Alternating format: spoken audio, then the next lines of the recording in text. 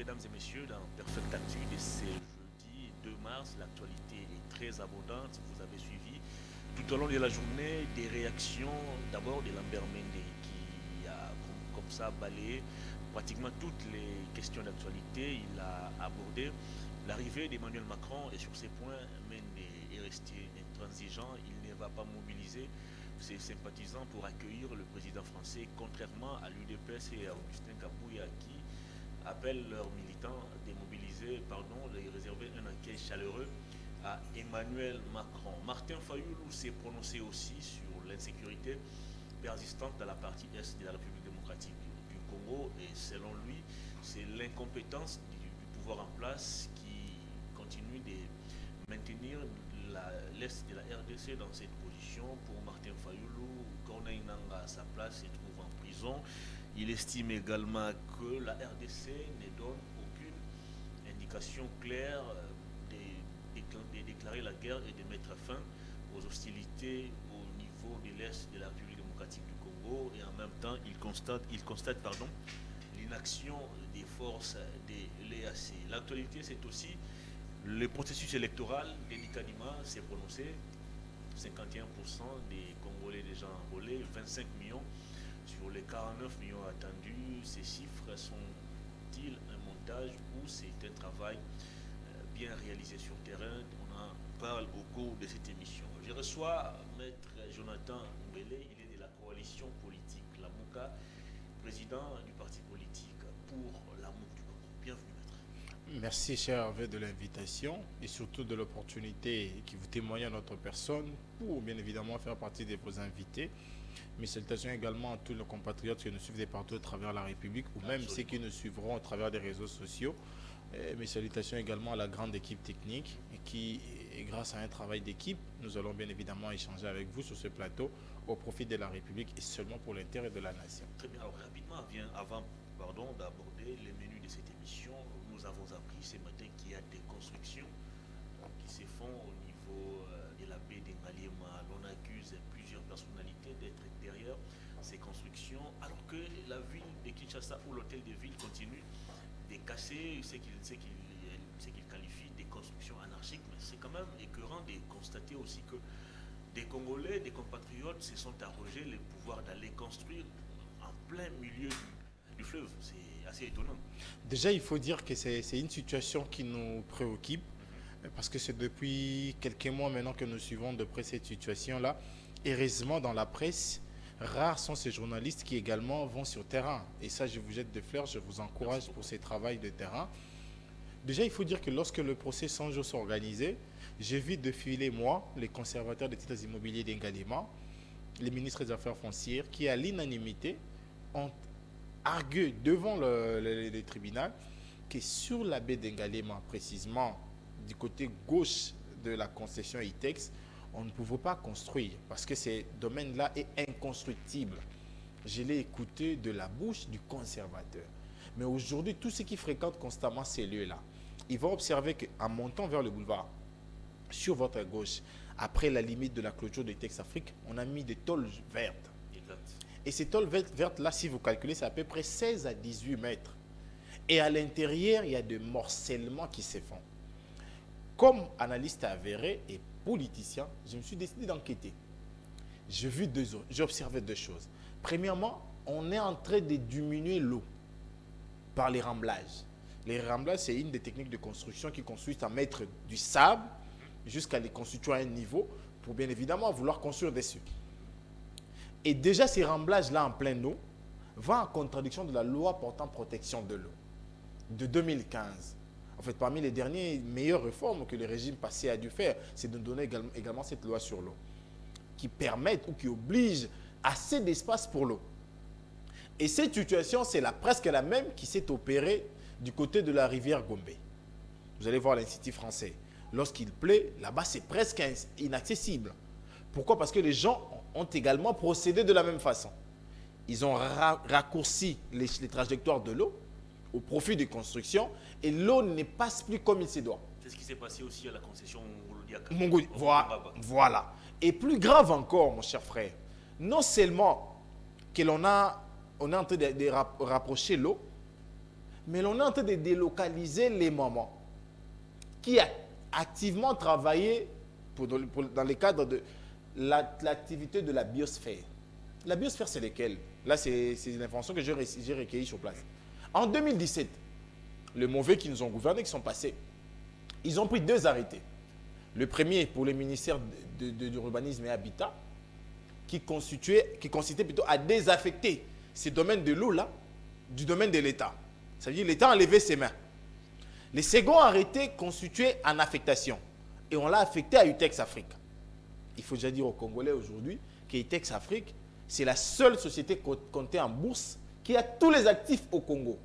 Ça veut dire au bénéfice de Congolais. UTEX Afrique n'a pas des actifs en dehors du pays. Et lorsque l'État lui octroyait cette concession-là, ou encore ces parties marécageuses-là, il y avait 2 conditions. La plus grande de tous, c'était de ne jamais construire au prorata de ce qui est connu déjà. C'est que ces zones-là est inaccessible, en considérant le fait qu'elle est proche de l'eau.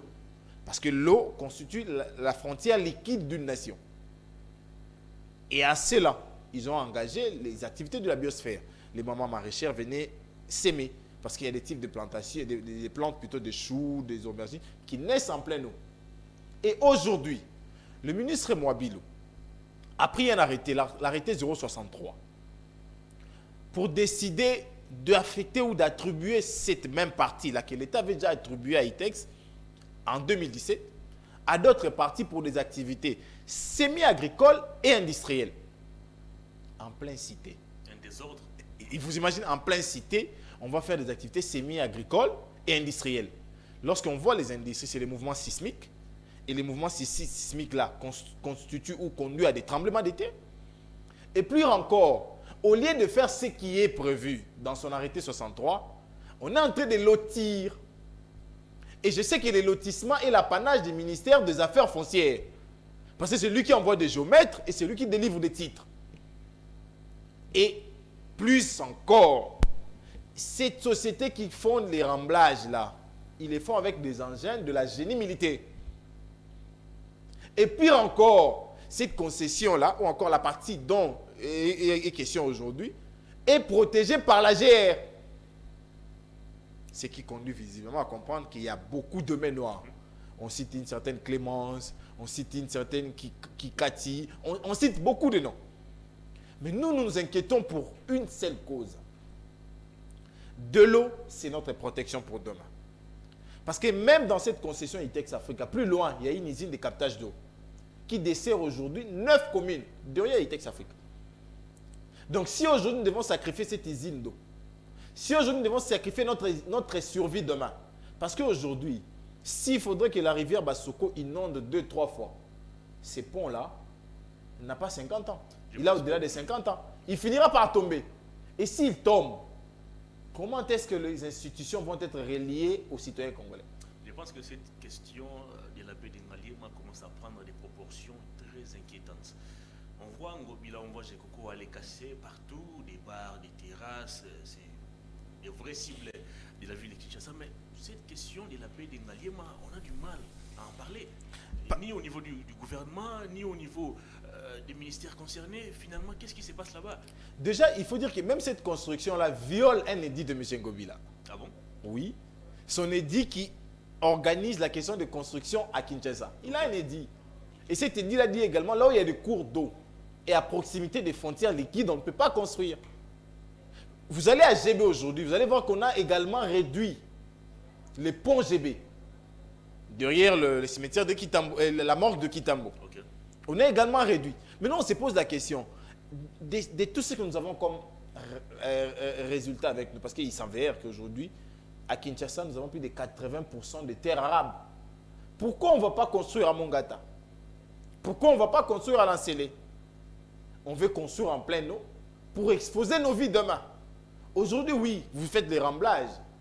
Mais qu'est-ce qui vous dit que votre remblage là va tenir pour un immeuble de 15 niveaux? Alors, c'est quoi l'intérêt d'aller construire là où il y a la rivière? Bénéficier de l'air frais, peut-être. Et en bénéficiant de cet air frais-là, la nation gagne quoi? Nous, comme peuple, quel est notre point, notre bénéfice dans ça? Parce qu'aujourd'hui, nous travaillons tous pour la question de la survie. Il y a les droits de l'environnement qui naît. Et le droit de l'environnement voudra à ce que l'on préserve la nature. Et la nature, c'est également l'eau. C'est également la biodiversité. Mais lorsque vous acceptez de tuer l'activité de la biosphère, qui nous permettra de manger demain, pour mettre des bâtiments qui exposeront nos vies demain, est-ce que vous comprenez Très bien. ce que vous voulez? Donc moi, je pense qu'il est grand temps que les deux ministres des secteurs, M. Molendo et M. Mwabilou, puissent s'y pencher sur la question pour simplement libérer la baie d'Engadima. Parce que j'imagine quelqu'un qui va vivre sous eau. Est-ce qu'il fermera les yeux un jour? Est-ce qu'il fermera les yeux un jour? Est-ce que c'est cette personne-là qui prend le courage d'aller construire là où il y a le fleuve, est-ce qu'elle est elle-même consciente? Déjà, cette personne-là bénéficie... Du danger qu'elle court. Voilà. Elle-même, elle n'est pas consciente. Ça, c'est déjà ça. Mais pour que l'on active, pour qu'on le mette au parfum de savoir qu'il n'a pas les droits, c'est l'État. L'État doit lui dire, ici, on ne construit pas. Très bien. Depuis que nous étions embryons et nous sommes devenus enfants, nous avons grandi. On n'a jamais vu des maisons construites là-bas. Pourquoi on doit les faire maintenant? Et s'il fallait les faire, Itex Africa n'avait pas le droit de le faire depuis plus de 100 ans qu'il est au Congo. Si lui, il n'a pas fait, il a préservé l'eau. Pourquoi aujourd'hui, vous allez sacrifier l'eau? Donc moi, je pense qu'il est grand temps que l'on penche récemment sur cette question pour voir comment mettre définitivement clos à ces débats. Très bien, on va parler de l'actualité. Martin Fayoulou, président de l'ECID, avait tenu une conférence de presse ce jeudi 2 mars dans son hôtel de Faden House à Gombe. Il a abordé plusieurs questions d'actualité, notamment l'insécurité dans la partie est de la République démocratique du Congo. Et pour Martin Fayoulou, si cette insécurité persiste, c'est en grande partie à cause de l'incompétence du pouvoir en place. Est-ce qu'on doit voir dans les propos de Martin Fayoulou une démarche politicienne ou on doit simplement dire que c'est un compatriote qui essaye de réfléchir et de donner son avis par rapport à une question qui concerne la vie de toute une nation? Non, ce serait une approche totalement biaisée de le prendre comme ça. Parce qu'en réalité, le président Martin est dans la logique de vouloir redire ce que la Constitution dit déjà. Et si la Constitution prévoit quelque chose et que vous n'êtes pas en mesure de le faire, il faudrait qu'on vous appelle incompétent. Il faudrait qu'on dise de vous que vous êtes faible par rapport à cette question-là. La question de la sécurité, par exemple, la Constitution dit clairement qu'il y a des institutions établies pour nous mettre en sûreté, pour nous ramener la paix, ou pour installer et imposer la paix. Nous avons l'armée, nous avons la police et les services de sécurité. Et du niveau politique, nous avons le ministère de l'Intérieur qui est le patron de la sécurité, tant intérieur qu'extérieur de l'État. Maintenant, si vous scrutez la présence de tous ces services concurrents et que sur terrain, vous ne trouvez pas la paix, l'insécurité devient de plus en plus grandissante. On conclut qu'en réalité, ces services concurrents ne travaillent pas. Et s'ils ne travaillent pas, c'est parce que soit une personne ne s'est pas donné l'impulsion par un programme net de gouvernance à appliquer dans chaque secteur, ou c'est parce que ces gens-là ont le programme et qu'ils ne l'exécutent pas.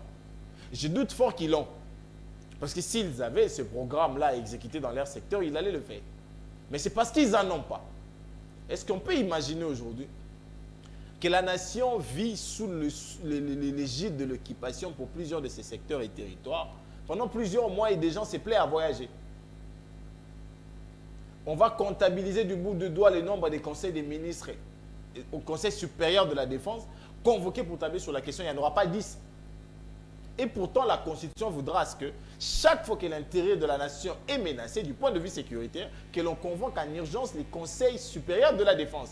Volonté du constituant.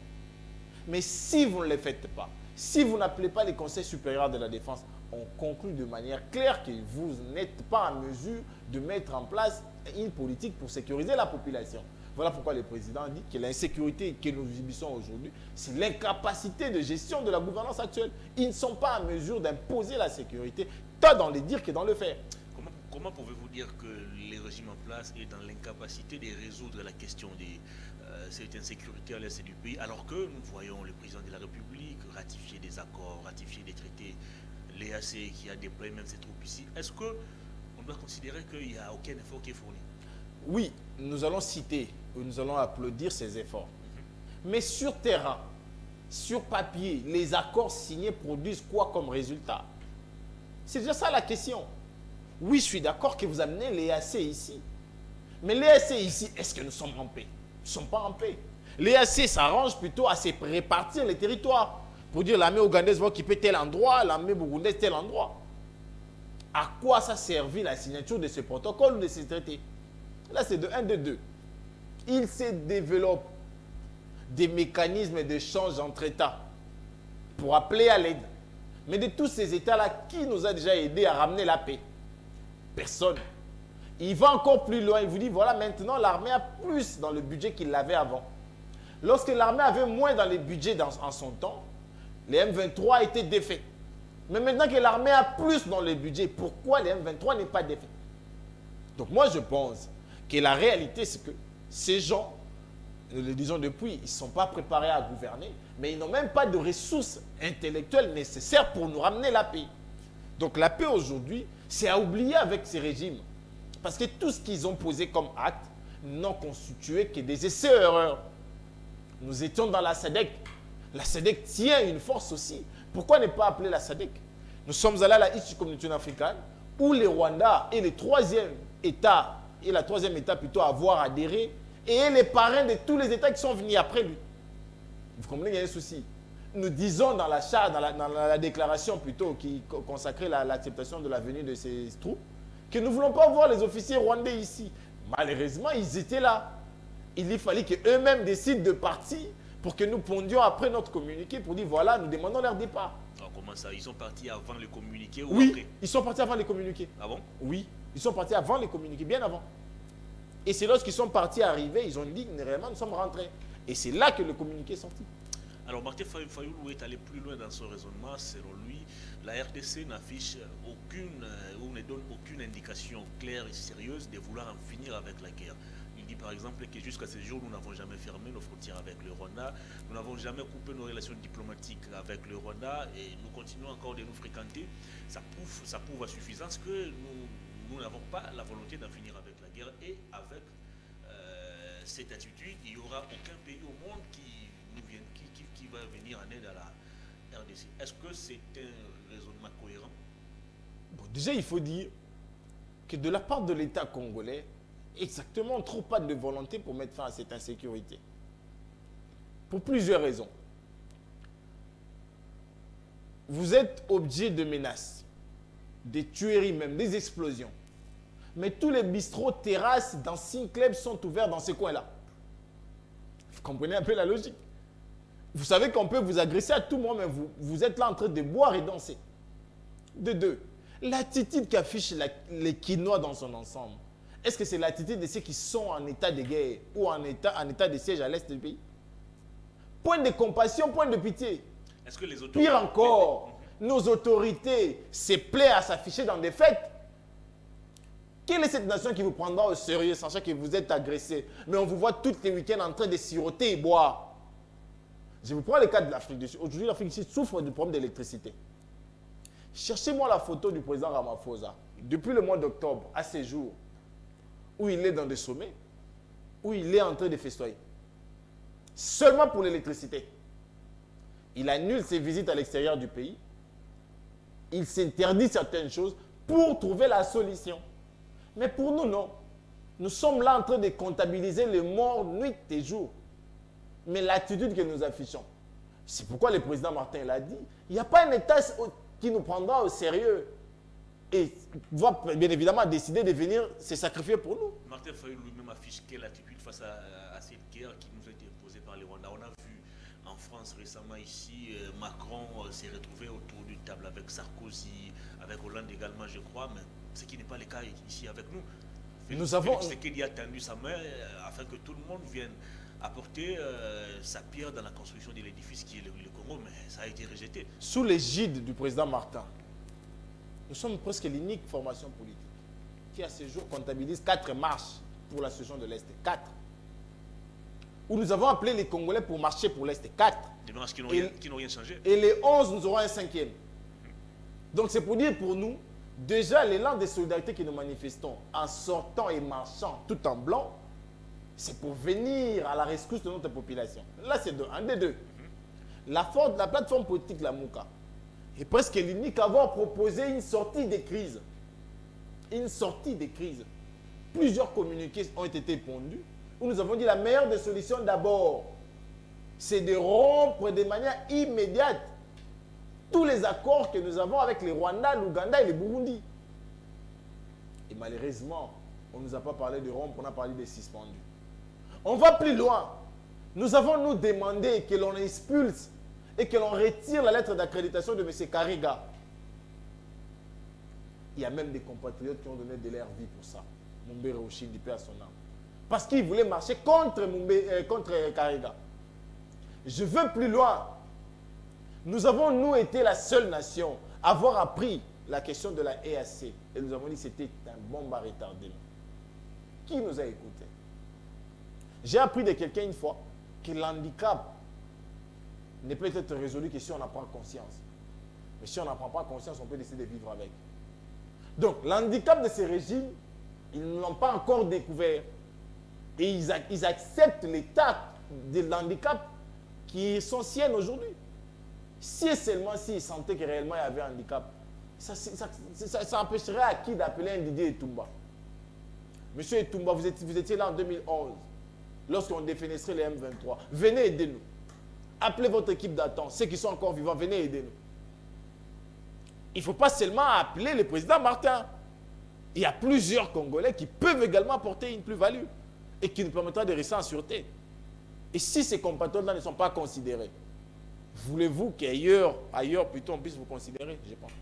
Très bien. Alors, les forces de l'EAC sont déjà sur nos territoires, mais là, c'est la société civile de Kisangani qui vient de tirer la sonnette d'alarme pour nous dire que ces éléments qui ont été déployés pour combattre au niveau du Nord Kivu se retrouvent désormais à Kisangani. Alors, on ne comprend pas. Du Nord Kivu à Kisangani, c'est quoi le rapport? Déjà, même l'arrivée de cette force était sujet à discussion. Les citoyens, Antoine, vous avez dit en son temps qu'ils vont entrer par Boudagana. Chose qui n'a jamais été faite. Il vous a dit ici qu'ils sont venus combattre. Et après, et même affirme qu'ils sont venus créer la zone tampon. Donc déjà, de manière plutôt expressis verbis, nous ne savons pas ils sont là pourquoi. Nous ne savons pas ils sont là pourquoi. S'ils sont là pour la paix, pourquoi les munitions ne sortent pas de leurs armes à feu pour tuer nos ennemis? S'ils sont là pour la paix. De deux, l'insécurité est grandissante où au Nord Kivu. Comment ils vont se retrouver à Kisangani et que personne n'en parle du côté congolais? Puis encore, ils viennent nous aider à trouver la solution à notre problème d'insécurité. Mais ce n'est pas un Congolais qui pilote. À l'avant-plan, on met un Angolais. Vous allez me dire que cet officier angolais est plus valeureux que le nôtre? Je dis non. Est-ce que cet officier angolais connaît plus le territoire congolais que nous? Je dis non. Pourquoi ils doivent être mis à l'avant-plan et nous en arrière-plan? Ils viennent nous aider à résoudre notre problème ou ils vont résoudre leurs problèmes? Donc moi, je pense qu'aujourd'hui, c'est réellement ça le souci. Parce que nous avons dénoté l'ambiguïté qui existe déjà de par l'air venu. Et ce qui reste va bien évidemment continuer dans cet élan-là. Très bien. Emmanuel Macron arrive, le président français, et son arrivée suscite beaucoup de réactions. Nous avons vu hier quelques jeunes aller manifester au niveau de l'ambassade française en RDC. D'ailleurs, si vous passez là devant, il y a des écrits sur les murs: Macron ennemi de la RDC, Macron complice de Kagame.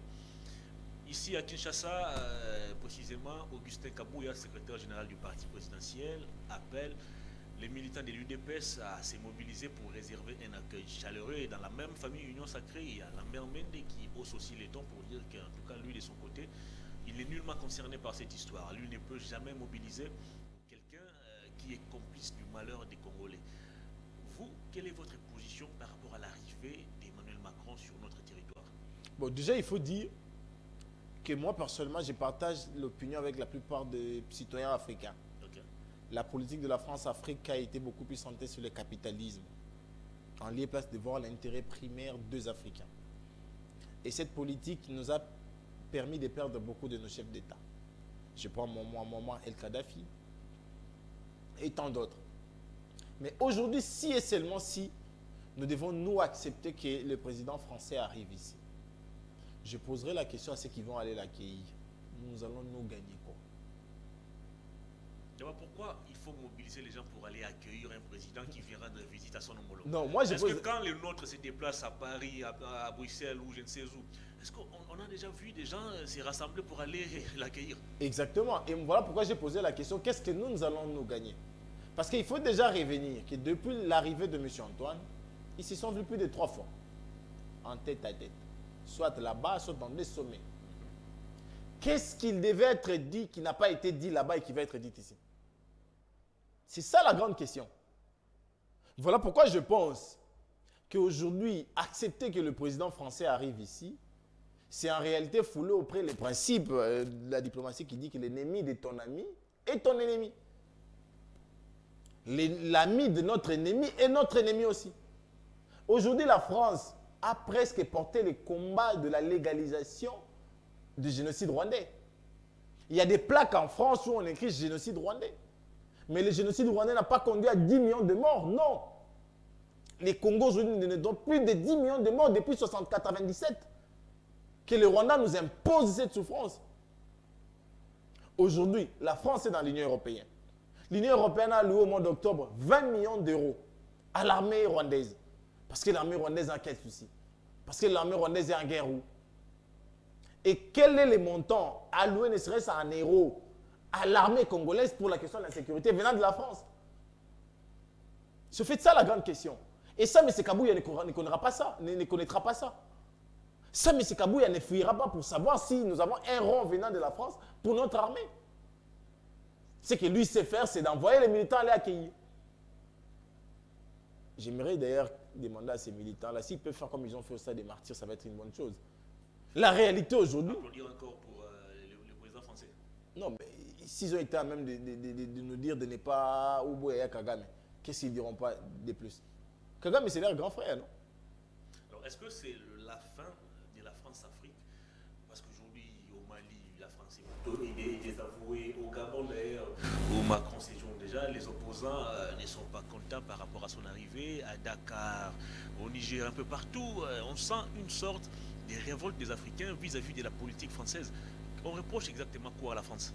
Non, la France a longtemps popularisé les populations africaines. Et il n'a fait que gagner derrière les États africains. Vous allez vous rappeler de l'implantation des Total, des Elf, de toutes ces sociétés-là. Ils ont su s'imposer en Afrique grâce à la puissance de l'État français. Est-ce que la France n'a-t-elle pas profité aussi de la naïveté des autorités africaines? Parce que j'ai suivi Macron une fois dans son discours, une fois dire que les problèmes des Africains trouveront les solutions que par les Africains eux-mêmes. Non, mais là, ça ne date même pas de lui. Moi, j'ai suivi François Hollande le dire aussi. Mais les nations françaises, ou encore la nation française plutôt, a imposé un certain droit de veto aux États africains. Beaucoup pensaient que pour demeurer, il faudrait être parrainé. Pour être aussi longtemps, il faut être soutenu par. Oubliant que pour demeurer, pour vivre longtemps, pour régner, il faut se faire accepter par sa population. On a même vu ici en face, le Congo-Brazzaville, Denis Sassou, céder comme ça des parts de pétrole à François Hollande. Donc vous comprenez qu'il y a des soucis là-dessus. Donc moi je pense qu'aujourd'hui, la politique de la France-Afrique devait être élucidée. Très bien. Moi je les trouve ambiguës. Et lorsque la politique de la France-Afrique est ambiguë, c'est l'Afrique qui en paie. Parce qu'aujourd'hui, nous avons nos ressources. Et nos ressources aujourd'hui, on peut utiliser nos voisins pour nous agresser et nous les piller. Donc moi je pense que la présence du président français devait d'abord être contextualisée et située. Et il vient pourquoi? Pour voir son homologue. Et s'il venait pour ça... Ils doivent discuter de la gestion des forêts tropicales, ils doivent parler du renforcement de nos relations bilatérales. Mais ils ont eu la COP, ils pouvaient bien en parler à la COP. Vous comprenez qu'il y a un souci. Et moi je pense que c'est comme quelqu'un m'a dit ce matin, en me faisant, il dit bon, un autre mentor vient voir son fils. Oh, comment ça? Mais lorsque vous acceptez que les parrains de votre agresseur arrivent chez vous, ça veut dire que vous êtes conscient et vous êtes complice de cette agression. Alors, quelle attitude Kinshasa doit afficher vis-à-vis du président français? On a vu d'ailleurs le président de l'Assemblée nationale, Christophe Mbosso, lors de sa rencontre avec l'ambassadeur français, dire que la France était le partenaire privilégié de la RDC. Côté UDPS déjà, on mobilise pour son accueil. Nous devons afficher quelle attitude vis-à-vis du président français? L'attitude d'un pays en guerre, de personnes qui sont meurtrières en famille. Et moi, je pense que ceux qui prendront le risque d'aller l'accueillir, si vous pouvez être en rouge, ça va être une bonne chose. Si vous pouvez crier Macron complice de notre agression, ce serait une bonne chose. Il faudrait que Macron sente réellement que cette population en a marre de vous voir soutenir son agresseur. Et pas aller faire les dialogues comme toujours, en contrepartie d'un 4 000 francs. Le peuple congolais aujourd'hui doit afficher cette attitude. l'attitude d'une population meurtrie, d'une population affamée et d'une population qui veut voir la France lever sa main de l'agression qu'il y a au Congo aujourd'hui. Alors, Lambert Mende nous fait une révélation fracassante. Mende, au cours de son point de presse, a dit ceci, que dans les prochains jours, le Rwanda va organiser, comment on appelle ça, cette histoire qui concerne à voter ici, un référendum pour décider d'annexer les territoires conquis par son armée et le M23 au Rwanda. Qu'en dites-vous? C'est parmi le mécanisme mis en place par l'occupant pour vouloir nous ravir nos terres. Personnellement, il nous a révélé tout ça. Parce qu'aujourd'hui, seulement pour Bunagana, nous sommes à plus de 200 jours. Plus de 200 jours. Donc, sous peu, nous allons entrer à une année. Vous allez vous rappeler des feuilletons Soudan du Sud.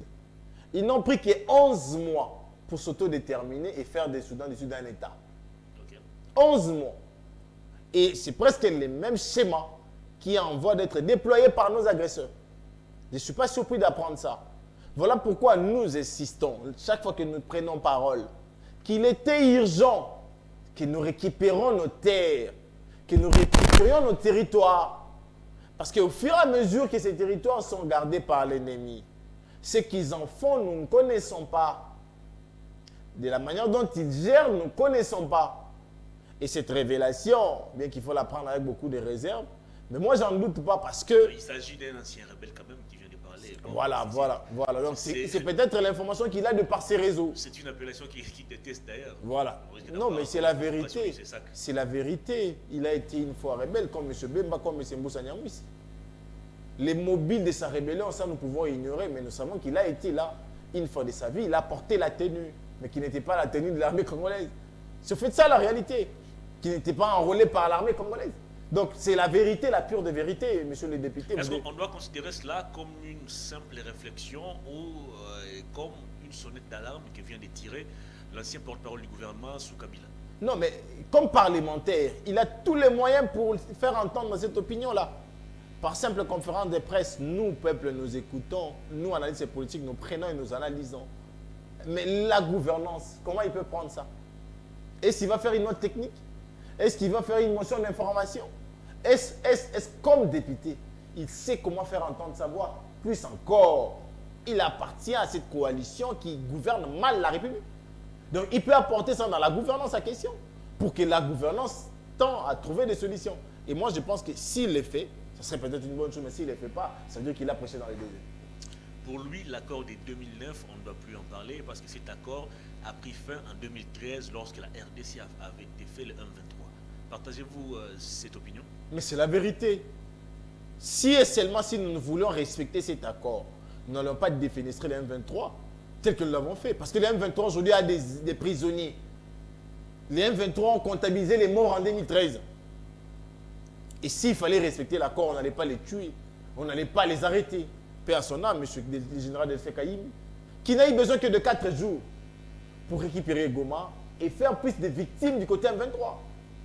Donc moi, je pense qu'aujourd'hui, c'est que les rebelles mettent sur table, et c'est d'ailleurs ce qu'il dit constamment et régulièrement, ces criminels de Ngoma, qu'ils ont été ici pendant 14 mois. Et ils ont signé des accords que la gouvernance ne respecte pas. Il y a d'ailleurs un député qui veut creuser l'abcès sur cette affaire. C'est les députés, je crois, Kassekwa, qui annonce que lors de la prochaine rentrée parlementaire, il va saisir le bureau de l'Assemblée nationale, question de voir un peu clair sur les 20 mois passés à Kinshasa par ces rebelles. C'était quoi le motif? C'était quoi le mobile de ces séjours ici à Kinshasa?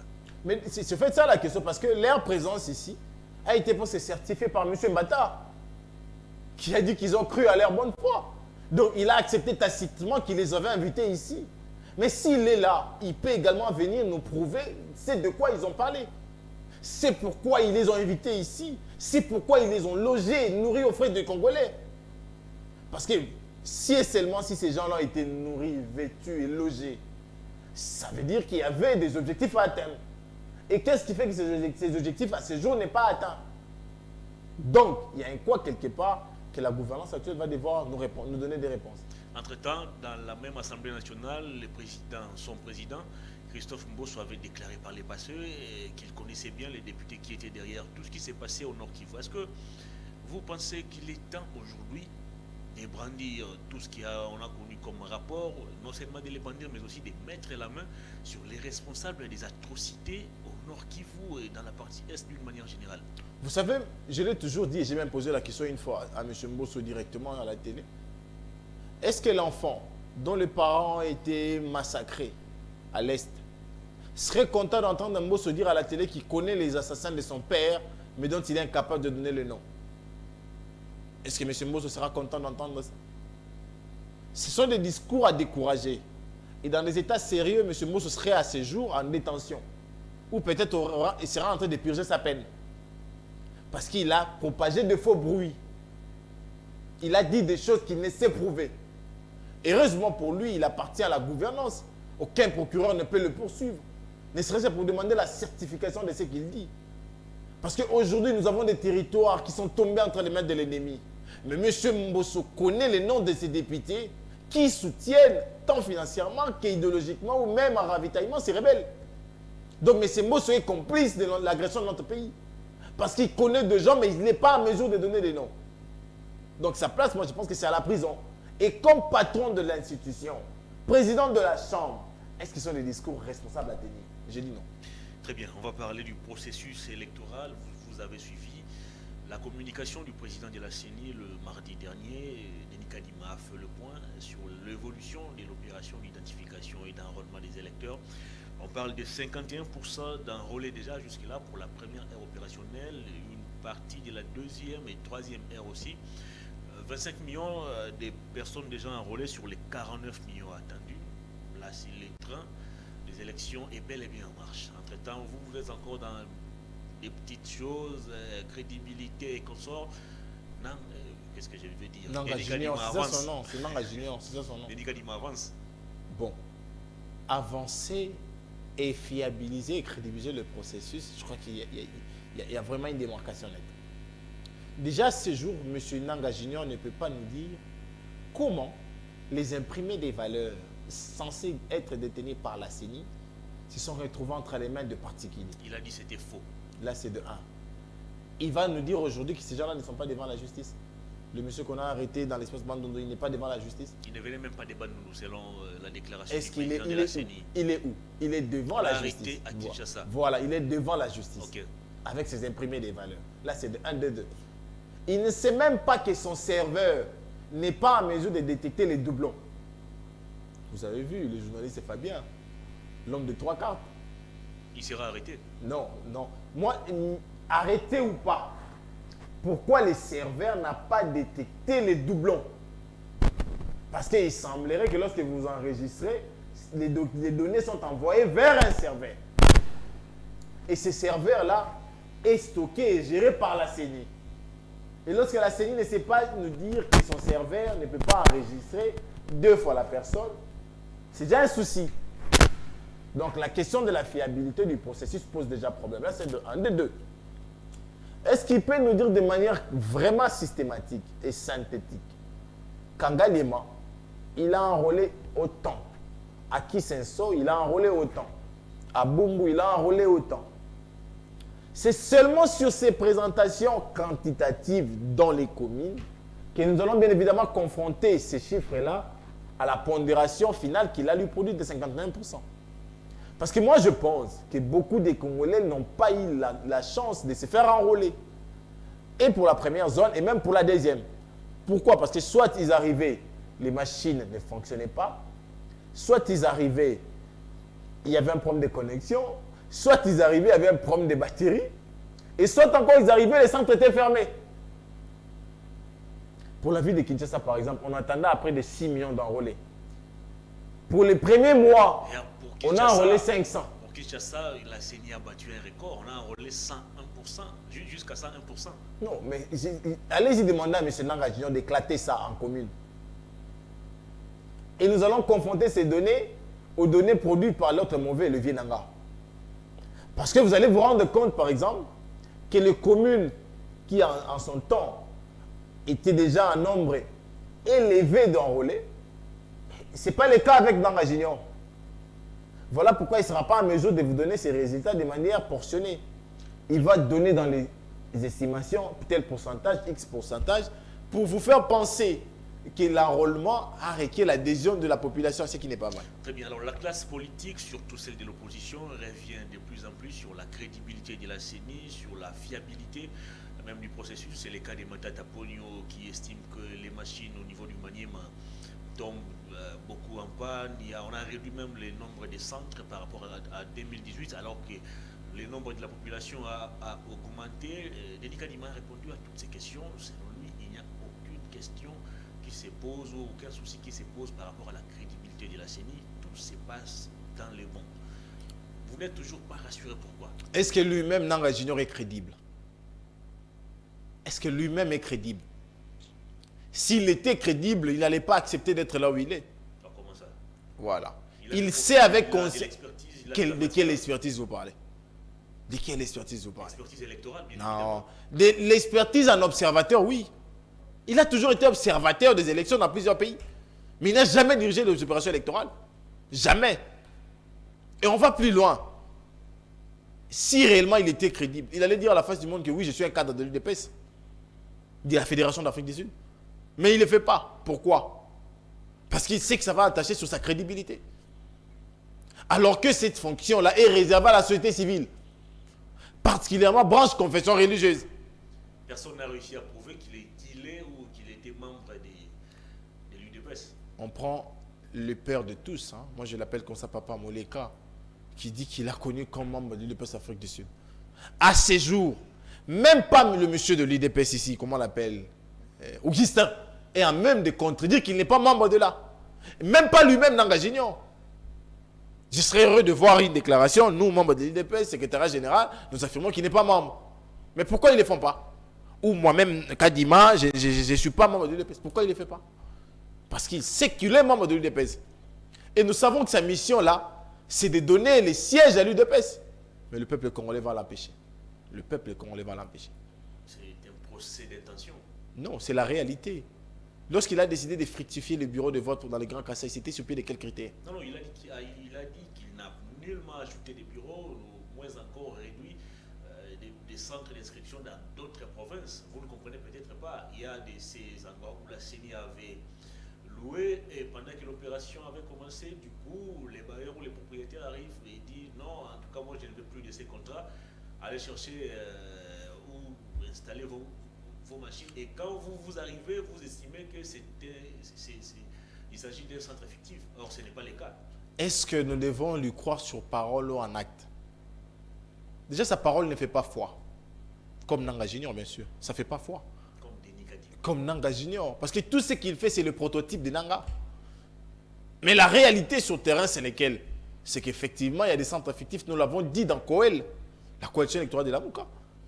Il vous a expliqué déjà qu'il s'agissait bien de...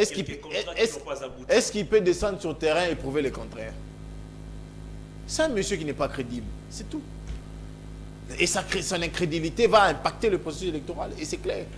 Et s'agissant du voyage de Chikapa, où des effets de la CENI se seraient retrouvés à bord d'un véhicule accidenté appartenant à un député national, Denis Kadima estime que, il vous répond ceci, lui, comme président de la CENI, il a déployé une équipe sur terrain pour aller vérifier cette information et son équipe est allée même jusqu'au fin fond des villages.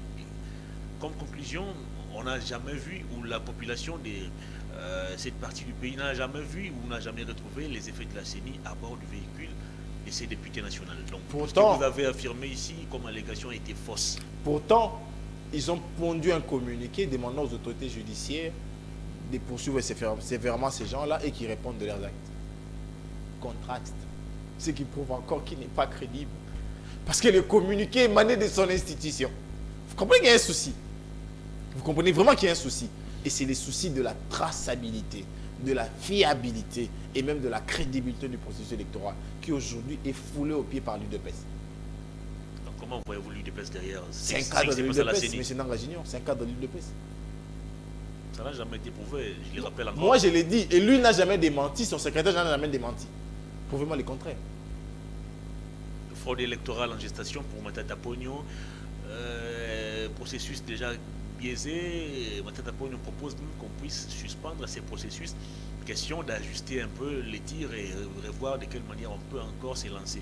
Est-ce que ce n'est pas un appel déjà à la transition ou à la convocation d'une table ronde qui ne dit pas son nom? Je n'aimerais pas parler à la place de M. Matata, mais je suis de ceux qui pensent qu'à l'heure actuelle, le peuple congolais veut des élections. Pas de transition, pas de prolongation. Parce que nous en avons marre de la gestion médiocratique de ces mercenaires. Parce que la gouvernance actuelle ressemble vraisemblablement à celle de mercenaires. Des gens à qui on a payé de l'argent pour détruire la nation. Ils ont détruit sa sécurité. Ils ont détruit son social. Ils ont détruit la santé. Ils ont détruit l'emploi. Ils ont détruit tout. Pourquoi leur donner encore 5 ans ou même une année de plus? Mais nous pensons que pour les meilleures élections, il faut prendre des gens dignes, des gens valeureux et des connaisseurs. Je l'ai toujours dit, s'il restait que M. Nanga Junior comme choix, je préférerais encore Malonda. J'ai vu Malonda travailler, j'ai vu Malonda défendre l'ère mauvaise ou l'ère politique, les processus chaotiques dans lesquels ils ont été partie prenante. Vous exigez la tenue des élections. Entre-temps, le président de la République à Genève nous a dit que l'insécurité au pays risque d'hypothéquer le processus électoral. Une déclaration qui a été aussi emboîtée par le président de la CENI, qui a d'ailleurs déclaré ouvertement que la CENI ne va pas déployer les kits électoraux dans les zones en conflit tant qu'il n'y aura pas restauration de la paix. Qu'est-ce que vous en dites? Mais il se trompe. Il se trompe. Parce que si la Constitution lui donnait le pouvoir, c'était pour remettre la paix ou pour faire durer la paix, sachant encore que s'il est là, il devait savoir qu'en 2023, il y aura des élections. Donc il devait aménager aucun effort pour qu'avant 2023, nous ayons la paix pour faire les élections. Oui, mais le président est partant pour les élections dans le délai. J'arrive. Mais à condition que la sécurité soit rétablie sur toute l'étendue du pays. Il faut dire au citoyen Antoine que lorsqu'il prenait ses pays en 2019, Bunagana était nôtre. Rutshuru était nôtre. Mikenyo était nôtre. Donc si ces territoires aujourd'hui ne sont plus occupés par l'armée congolaise, c'est par sa faute et par son unique besoin. Et si nous devons aller aux élections, il doit nous ramener à notre prestin état, où nous avons notre Bunagana, nous avons notre Rutshuru. Oui, nous sommes plus d'avis que certains coins du pays ne votent pas le président, parce qu'aujourd'hui, Beni, Butembo, Maïndombe, précisément Yumbi, n'ont jamais voté le président. Là-bas, il n'y a pas de président de la République. Mais il faudrait que nous allions vers les processus les plus inclusifs qui puissent être, avec tous ces partis prenants, que cette gouvernance devait ramener la paix. Mais si la gouvernance ne ramène pas la paix, c'est la faute de qui? On fera comment alors dans ces cas? Est-ce qu'on va encore aller aux élections sans que les zones en conflit puissent voter? On doit revivre encore la situation de 2018. M. Antoine et de quelle manière? Il bénéficie encore de sa légitimité et de sa légalité. Nous bénéficions encore d'un peuple qui est affamé et qui est en colère. Et c'est ce même peuple qui a accordé cette légitimité à Félix Tshisekedi. Je reviens encore pour vous dire, nous bénéficions d'un peuple qui est affamé et qui est en colère. 2023 est là. Arrivons au mois de décembre et que les citoyens Antoine ne nous organisent pas les élections. Le peuple va s'assumer. Hervé retient cette date. Nous sommes au 3 mars, au 2 mars. Ça me rappelle Jean-Marc Aboun qui nous avait dit en 2016 ou 15, 16 je crois, de dépasser les 31 décembre si Kabila restait encore président de la République, il allait quitter la politique, chose qui n'a jamais été faite. Non, nous n'allons pas quitter la politique. Pardon. Nous allons demander à la population de s'assumer. Nous en avons marre de ces régimes. L'affairisme a débordé. L'incompétence a atteint cette seuil de l'intolérable. Il faille que nous allons vers les élections pour nous choisir des bons et des dignes fils du pays qui ramèneront le pays là où il était, au besoin dépassé là où il était. Pourquoi martelez-vous sur les élections, sachant que la vérité des urnes ne sera jamais peut-être dite si on doit faire ici allusion aux propos de l'ancien président de la CENI, Denis Kadima, qui nous a dit noir sur blanc qu'en 2018 c'était un accord politique qui a été privilégié. Au détriment de la volonté du souverain primaire. Pourquoi devons-nous encore nous attarder sur les élections, sachant qu'on n'aura pas ce que nous espérons? Nous tenons aux élections par le simple fait que la Constitution donne pour mode d'accès au pouvoir les élections. Voilà pourquoi nous nous accrochons à ça. Ok. Nous n'allons pas faire comme les rebelles, tenir les armes à feu. Non. Ce pays a beaucoup subi des affres de la guerre. Il est temps d'oublier l'option militaire. Nous allons aller par l'option démocratique, qui est les élections. Mais plus encore, les ténèbres ne régnera pas toujours. C'est pas parce qu'en 2018, on a volé le peuple, qu'en 2023, on volera encore le peuple. Ok. Ça, vous pouvez en être très sûr. Nous sommes dans la masse, nous sommes dans l'opinion. Le peuple congolais d'il y a 5 ans, le peuple congolais d'il y a 4 ans n'est pas le même qu'aujourd'hui. Qu'est-ce qui a changé? Aujourd'hui, le peuple congolais a pris conscience que seul lui peut décider de son lendemain. Aujourd'hui, le peuple congolais a pris à bras le corps l'intérêt vital de sa sécurité. Aujourd'hui, le peuple congolais a cerné et a compris que les 37 ans jadis passés dans l'opposition n'a pas permis d'acquérir des aptitudes nécessaires pour gouverner une nation. Il faille que l'on trouve des gens qui ont des ressources intellectuelles et qui peuvent aider la nation à aller de l'avant.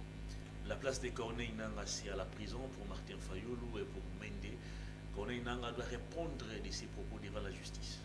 Qu'en dites-vous? Corneille Nanga, s'il faudrait qu'on en parle, c'est un citoyen congolais qui a été à la machine pour élaborer et concocter le plan de notre souffrance aujourd'hui.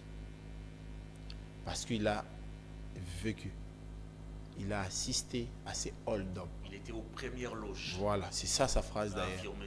Voilà. Il a été parmi ceux qui ont organisé les braquages électoraux de 2018. Il faille que le peuple congolais s'occupe de lui.